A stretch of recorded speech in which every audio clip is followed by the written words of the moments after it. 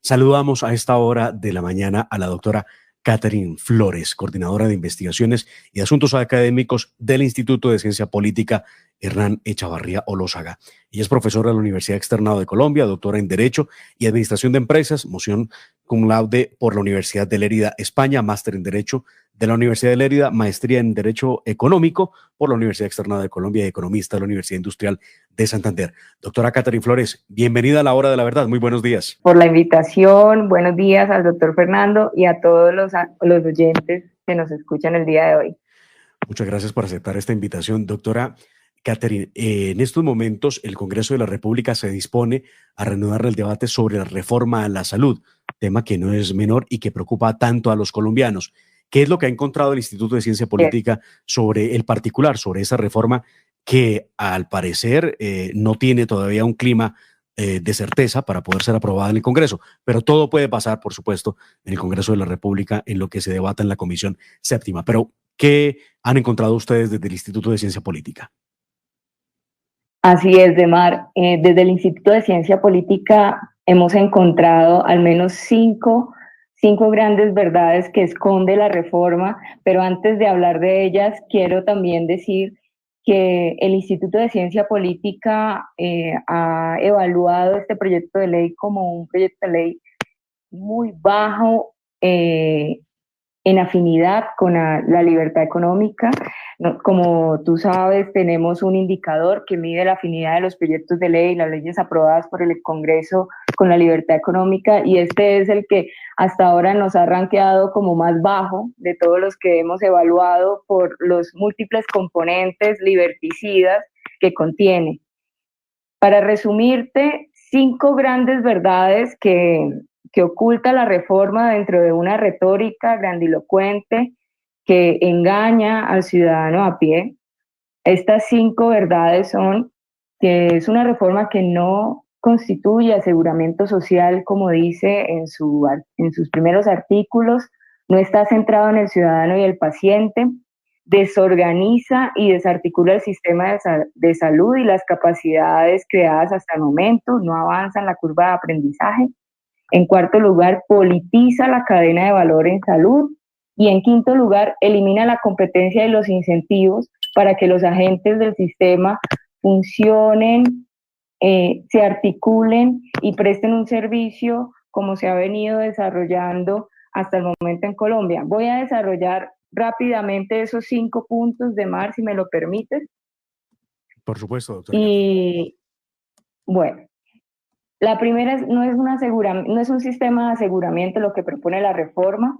Diríamos desde el Instituto de Ciencia Política, que aparta al usuario del centro de las decisiones del sistema, del centro financiero del sistema, de la planeación del sistema, dejándolo a un lado en un papel totalmente pasivo, no solo al suprimir las aseguradoras y cambiarlas a gestoras de salud, que son básicamente una figura decorativa, sino al eliminar la UPC, la unidad de pago por capitación, que es la cuasi prima de seguro que estaba asignada o determinada por paciente como pago o remuneración por paciente al sistema. Eso se elimina de la reforma y eso inmediatamente pone al paciente a un lado, y el resultado, lo vimos la semana pasada, es que elimina toda posibilidad de cálculo económico en el sistema.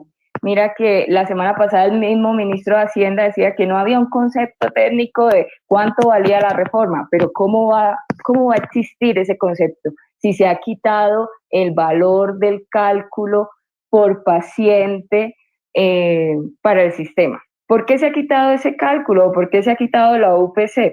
Porque básicamente el modelo gira de subsidiar la demanda, esto de subsidiar o definir un pago por paciente, a subsidiar la oferta, esto de girar directamente a los hospitales.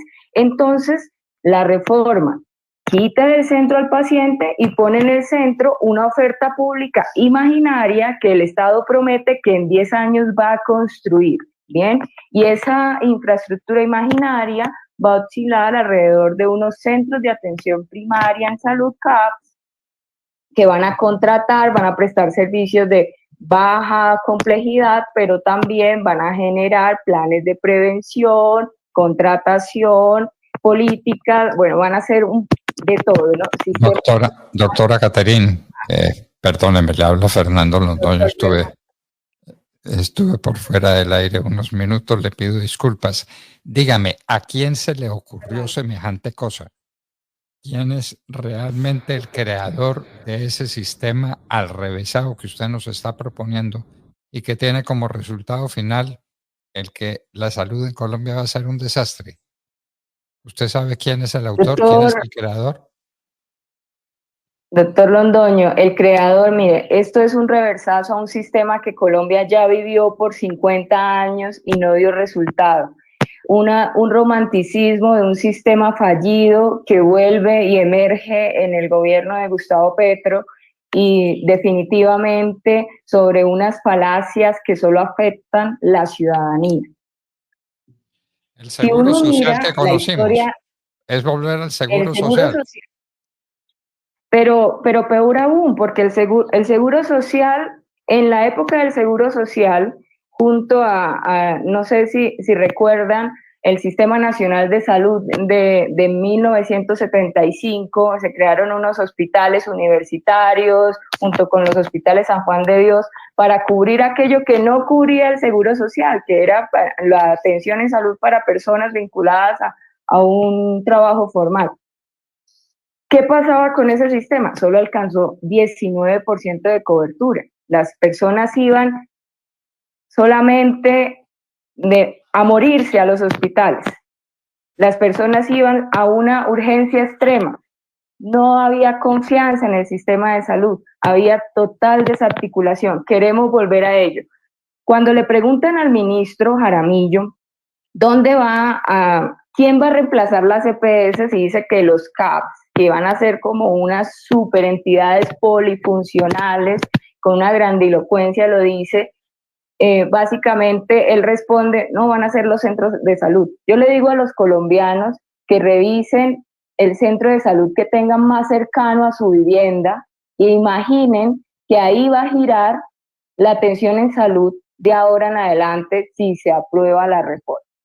Ese centro de salud va a ser el reemplazo de la EPS y allí va a girar su historia clínica y la trazabilidad de las atenciones.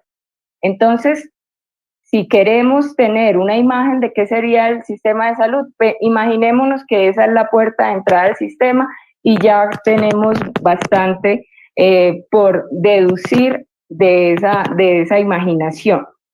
Entonces, los CAPS. Otra cosa, doctor Londoño, para reemplazar las EPS, la reforma plantea no solo crear CAPS, sino crear 9 entidades más dependientes del Estado para información, gestión de pagos, prevención, equipos territoriales de salud, médicos itinerantes, ambulancias o sistema de emergencia, 9 entidades. Esto no será indicador de que algo están haciendo bien las EPS para que la reforma tenga que crear 9 entidades para reemplazarla. Por favor, lo único que no tiene en cuenta la reforma es la eficiencia. Simplemente está empeñada en volver a estatizar un sistema, volver a prácticas ineficientes a costa de la salud de los colombianos. Eso es la reforma. Por eso afirmamos desde el Instituto de Ciencia Política que no es aseguramiento y no es social. No está centrada en el paciente y lo único que busca es estatizar y burocratizar la salud. Ahora bien, esto por el lado de la atención. Pero también hay que decir que crea un sinnúmero de entidades, al menos 6 grandes niveles de planeación, desde la nación hasta lo local, para planear la salud en el territorio, en la región, que no sabemos qué va a entender el gobierno por región, en el departamento, en la nación, y esto con unos comités de planeación que seguramente, que predice la reforma, van a dar línea para que los CAPs actúen y planeen y hagan la salud territorial, la prestación de servicios de salud territorial. ¿Esto no es burocratizar más el sistema? Se le quitan las funciones al Ministerio de Salud y se delegan a una serie de comités, pero además que son las mismas funciones que mantiene el sistema de salud, el Ministerio de Salud. Por otro lado, en la organización de la prestación, los CAPs y las 9 entidades que les comento, esas 9 entidades van a supuestamente a garantizar la prestación del servicio de atención primaria, pero nada dice la reforma de los servicios de alta complejidad, nada dice la reforma de la trazabilidad de la historia clínica para atender a enfermos de alto costo, nada dice de la atención para aquellas enfermedades que requieren de unos cuidados paliativos constantes. Solo hablan de prevención y de CAPs, y que los CAPs van a contratar con entidades de salud prestadoras que se van a pasar a llamar ICE, instituciones de servicios, prestadores de servicios de salud, que van a contratar. Los CAPs van a hacer de todo. Ahora yo me pregunto, dentro de la narrativa de los creadores de la reforma de salud, que han demonizado la integración vertical, y es una de las grandes críticas y de las grandes justificaciones de por qué se debe acabar el sistema de salud tal como está organizado hoy, está la integración vertical. Para ellos las EPS están integradas verticalmente. Sin embargo, plantean una reforma que todo es integración vertical, todo es a partir de la burocratización, la estatización y el funcionamiento de los CAPs, que son como unos macrocefálicos, organizaciones polifuncionales, y un montón de palabras que dice el proyecto de ley para cobijar los servicios de salud. Yo diría. Pero perdóneme, doctora Caterina, a propósito de lo que usted está diciendo, esas 9 entidades que se van a crear, ¿de quién dependen? ¿Quién las va a manejar? ¿Quién las va a dirigir? ¿Quién las va a coordinar? ¿O cada una por su lado? Todas el Ministerio de Salud. Todas son entidades públicas. Sí, claro, son 9 entidades en lo local, en la región, pero que dependen de los gobiernos. No está muy claro de qué parte el Ministerio de Salud, qué parte las secretarías de salud, que se van a pasar a llamar direcciones territoriales de salud, y van a tener bastante poder, pero no se sabe de qué magnitud, porque la reforma es poco clara. Por un lado van a manejar presupuesto, por un lado van a manejar sistemas de información, por otro lado van a manejar estas 9 entidades. Entonces no es muy claro los límites de las funciones entre esas 9 entidades y los CAPs, porque de hecho, si se lee el proyecto con juicio, uno se da cuenta que hay funciones traslapadas entre esas 9 entidades. Hay 3 sistemas de información en donde va a girar la historia clínica del paciente, y no se sabe la finalidad de esos sistemas de información. Entonces va a estar en cabeza del ministerio, pero también en cabeza de las secretarías de salud, de lo que hoy tenemos como secretarías de salud, que el gobierno promete empoderar, ¿no? Darle mucho más poder del que tienen hoy. ¿Con qué? ¿Les va a girar dinero? ¿Van a tener parte del presupuesto nacional? ¿Esas secretarías de salud cómo se van a empoderar? Así es, van a tener dinero porque la idea de este proyecto de ley es precisamente esa cotización que paga el trabajador colombiano, que hoy va a Ladres, y que Ladres gira una UPC, que es esa prima de seguro que le contaba al inicio. Pues esa prima de seguro ya no va a existir, sino todo el dinero que gira el trabajador, la trabajadora colombiana, va a llegar a Ladres, y el Ladres lo va a redirigir a las secretarías de salud y a los hospitales públicos y a los hospitales que contrate el Estado. porque la contratación va a ser directa, solo que no está muy clara desde dónde, porque al parecer todo parece indicar, yo diría que es desde los CAPS, pero no está muy claro. Entonces, CAPS o Secretarías de Salud contratando. Imagínense usted, doctor Londoño, que médicos especialistas, pequeños, grandes, hospitales pequeños, grandes, laboratorios clínicos, el radiólogo, todos esperando la contratación de CAPS o de Secretaría de Salud. ¿Acaso no hemos avanzado en aprendizajes de contratación de médicos y de instituciones prestadoras de salud en estos 30 años como para devolvernos a que sea el Estado el que contrate y que esto se politice y sufra el paciente esa politización? Qué horror, qué horror. Doctora Yo Caterina, me pregunto, esto es un caos. Lo que usted está proponiendo sencillamente nos lleva a que la salud va a ser un caos. Van a acabar con la salud en Colombia. Esto va a ser peor que el seguro social.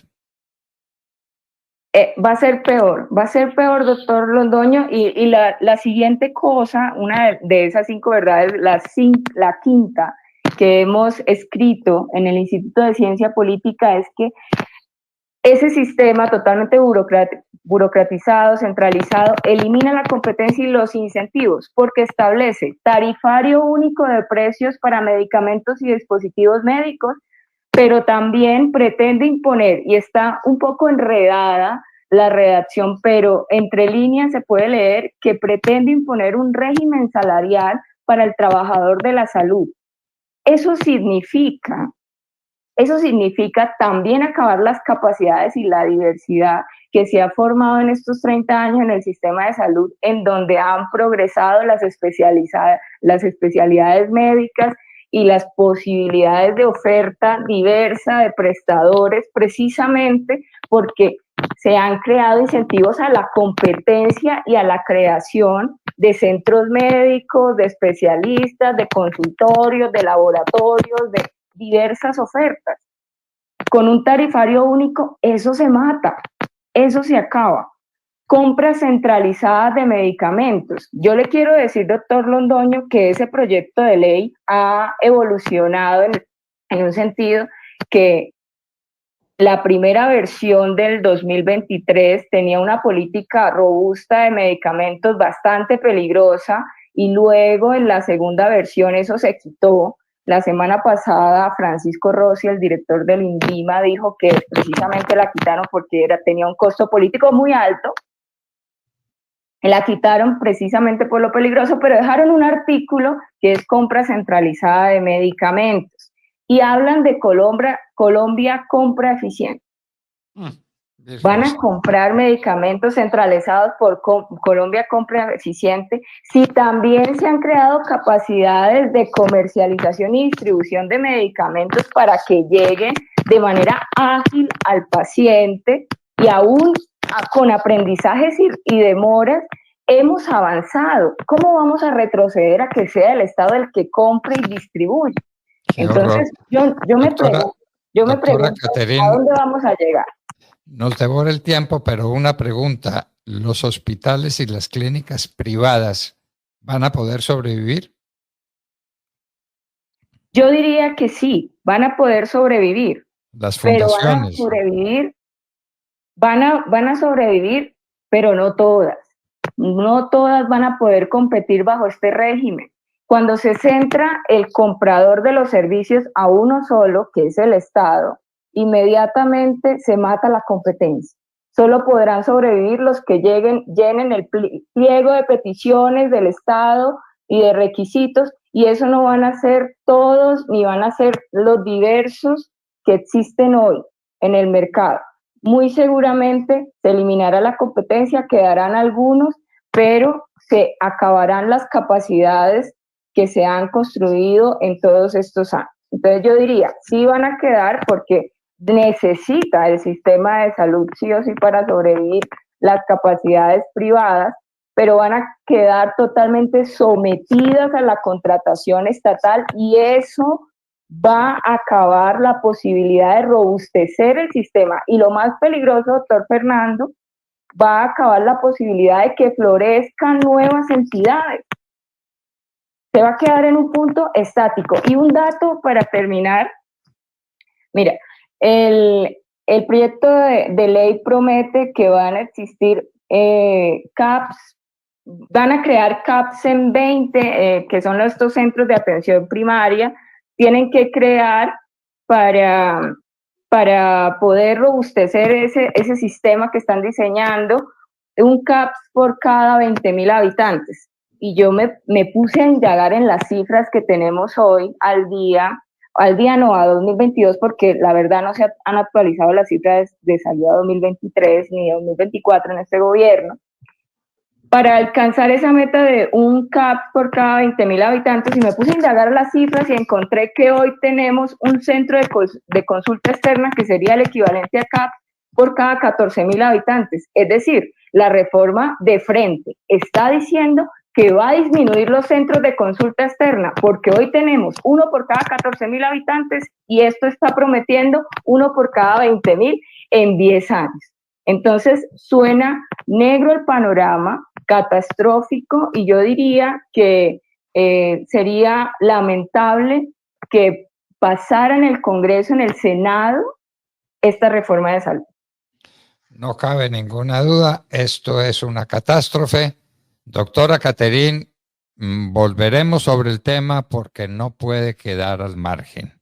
Es la salud de la gente, la necesidad más angustiosa que cada uno tiene, y es que la que se presenta cuando está enfermo o cuando tiene a alguien de su familia enfermo.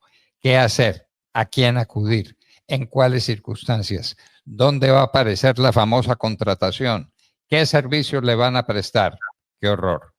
Doctora Catherine, muchísimas gracias por estar con nosotros en la hora de la verdad. Muchísimas gracias, doctor Fernando. Un saludo a todos los oyentes. Bueno, es el Instituto de Ciencia Política, ¿no? Que es un estudio, una institución altamente representativa de lo que es la capacidad de investigación que hay en el país, fundada